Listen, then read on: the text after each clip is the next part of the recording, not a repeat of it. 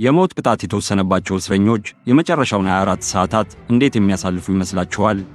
በሞት ቅጣቱ ቀን ጠዋት እስረኛው ከማረሚያ ቤት ክፍል ውስጥ እንዲወጣ ተደርጎ በልዩ ጥንቃቄ ፍተሻ ይካሄድበታል።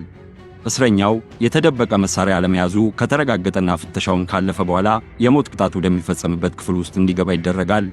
በዚህ አጠቃላይ ፕሮሰስ እስረኛው ራሱን ለማጥፋት ወይንም ለማምለጥ እንዳይሞክር ከፍተኛ ልምድ ያላቸው የጥበቃ ሰራተኞች ሁኔታውን በጥንቃቄ ይከታተላሉ። ቀኑ ሲያረፋፍድ እስረኛው ምግብ እንዲመገብና የፈለገውን የቤተሰብ አካል እንዲገናኝ ይደረጋል። ከዚያም ወደ 9 ሰዓት አካባቢ ሳይካትሪስቶችና ፓስተሮች በየተራ እስረኛውን የሚያጽናና ነገር የሚነግሩት ሲሆን ራት የመጨረሻው የሞት ቅጣት የሚቀጣው እስረኛ የሕይወቱ ምግብ ሲሆን የፈለገውና ያማረውን ምግብ አሰርቶ መመገብ ይችላል።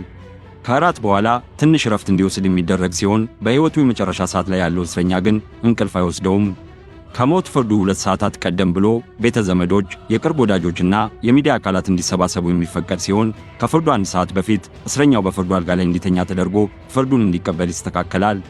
የሕክምናና የተለያዩ መቆጣጠሪያዎች ባሉት በዚህ አልጋ ላይ የተኛው እስረኛም ይህችን ዓለም ተሰናብቶ በደም ስሩ ውስጥ በሚረጨው መርዛማ ኬሚካል አማካኝነት ቀስ በቀስ ሕይወቱ የሚያልፍ ይሆናል።